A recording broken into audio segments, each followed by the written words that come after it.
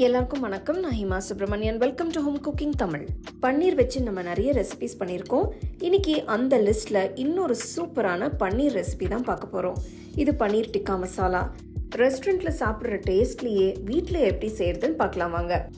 இந்த ரெசிபிக்கு முதல்ல பன்னீரை மேரினேட் பண்ணிக்கலாம். ஒரு பெரிய பவுல்ல 1 டேபிள் ஸ்பூன் அளவுக்கு சூடான கடுகு எண்ணெய் எடுத்துக்கலாம். எண்ணெய் லேசா சூடு பண்ணி எடுத்துக்கோங்க.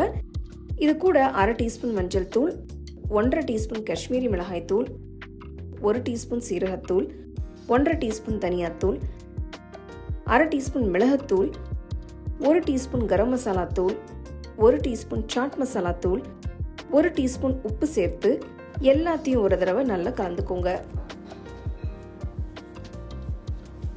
இது கூட 1 டீஸ்பூன் இஞ்சி பூண்டு விழுது, 1 கப் நல்லா பீட் பண்ண கெட்டியான ஃப்ரெஷ் தயிர்,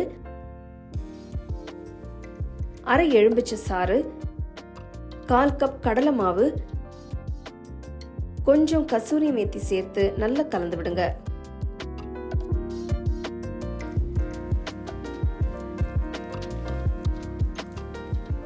கொஞ்சமா தண்ணி ஊத்தி நல்லா கலந்து விட்டுக்கலாம். ஒரு விஸ்க் வச்சு கலந்தீங்கன்னா கட்டி எதுவும் இல்லாம நல்லா ஈஸியா மிக்ஸ் பண்ண முடியும்.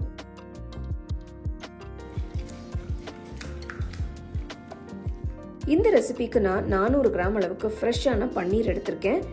இந்த மாதிரி பெரிய பீசஸை நறுக்கி வச்சுக்கோங்க, நல்லா இருக்கும். இந்த பன்னீர் பீசஸை அப்படியே இந்த தயிர் கலவையில சேர்த்துருங்க. இது கூட நறுக்குன குடமிளகாய், நறுக்கி விதை எடுத்த தக்காளி, நறுக்குன பெரிய வெங்காயம் சேர்த்து நல்லா கலந்து விடுங்க. மசாலா எல்லா பீசஸையும் நல்லா கோட் ஆகிற மாதிரி மிக்ஸ் பண்ணுங்க.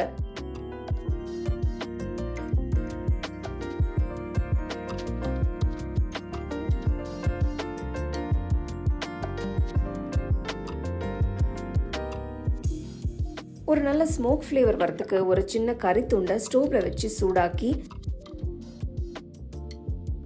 அதை அப்படியே ஒரு சின்ன கிண்ணத்துல வச்சு மசாலா தடவி இருக்கிற பன்னீர் பீசஸ் மேல வச்சிருங்க.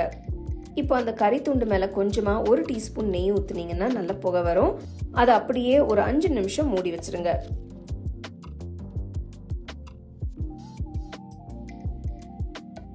அஞ்சு நிமிஷம் ஆனதும் போல் ஓபன் பண்ணி சின்ன கறி துண்டை வெளியில எடுத்துடலாம்.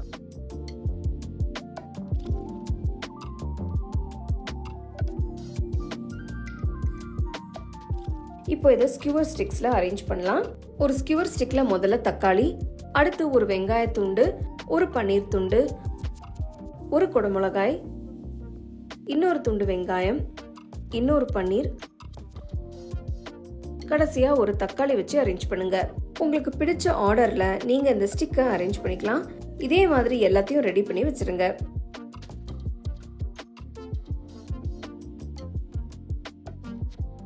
ஒரு கிரில் பேனை சூடாக்கி மேல லேசா நெய் தடவி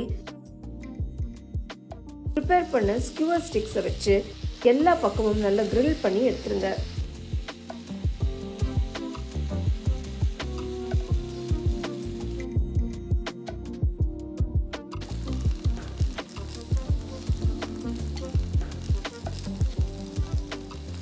அப்பப்போ திருப்பி விட்டு மேல கொஞ்சமா நெய் தடவி செய்யுங்க.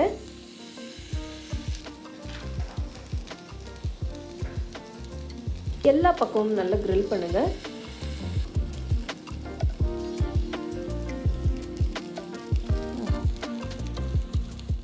இதே மாதிரி எல்லாத்தையும் நல்லா ரோஸ்ட் பண்ணிட்டு தனியா எடுத்து வச்சிருங்க.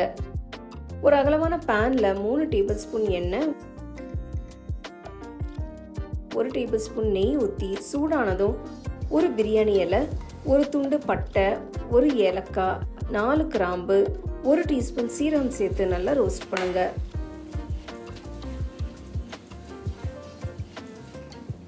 பொடிசா நறுக்குன 3 வெங்காயம் சேர்த்து நல்லா பொன்னிறமா வதக்குங்க.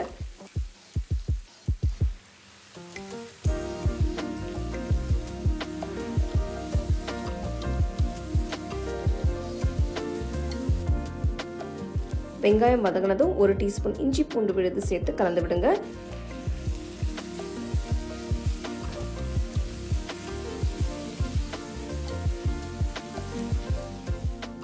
இது கூட 1/2 டீஸ்பூன் மஞ்சள் தூள், 1 டீஸ்பூன் காஷ்மீரி மிளகாய் தூள், 1 டீஸ்பூன் சீரகத்தூள், 1 டீஸ்பூன் தனியாத்தூள், 1 டீஸ்பூன் உப்பு சேர்த்து எல்லாத்தையும் நல்லா கலந்து விடுங்க.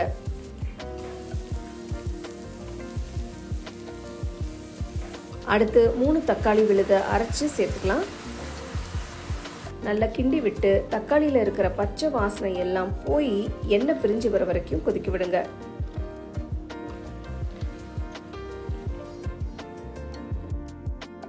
பேனை மூடி ஸ்டோவை மீடியம் ஃப்ளேம்லேயே வச்சு ஒரு 15 நிமிஷம் கொதிக்க விடுங்க. 15 நிமிஷம் ஆயிடுச்சு, திறந்து பார்க்கலாம். பாருங்க, தக்காளி நல்லா கொதிச்சு பச்சை வாசனை போய் எண்ணெய் பிரிஞ்சு வந்திருக்கு.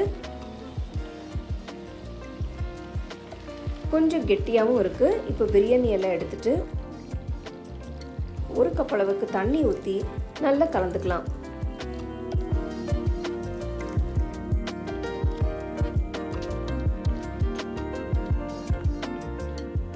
இப்போ 1 டீஸ்பூன் கரம் மசாலா தூள் சேர்த்து நல்லா மிக்ஸ் பண்ணிடலாம்.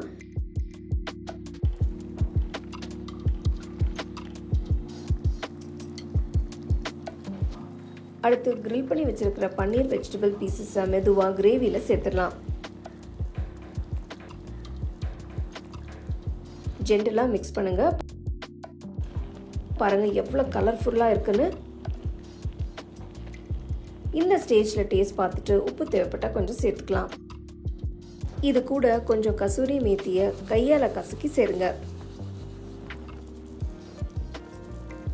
பொடிசா நறுக்கின கொத்தமல்லியும் சேர்த்துடலாம். பன்னீர் வெஜிடபிள்ஸ் எதுவும் உடைச்சிடாம மெதுவாக மிக்ஸ் பண்ணி விடுங்க.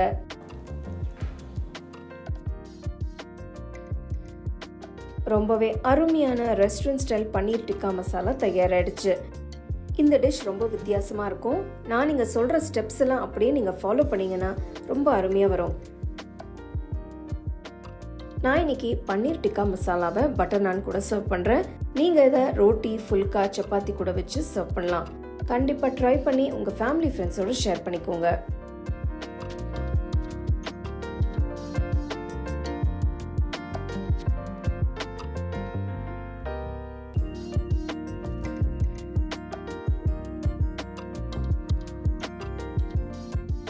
உங்களுக்கு இந்த ரெசிபி பிடிச்சிருந்தா லைக் பண்ணி ஷேர் பண்ணி ஹோம் குக்கிங் தமிழ் சேனலுக்கு சப்ஸ்கிரைப் பண்ணுங்க.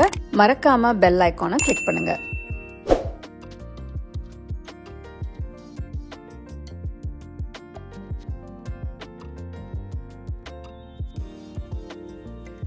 The second edition of the home cooking book is now available on Amazon as well as on shop.homecookingshow.in.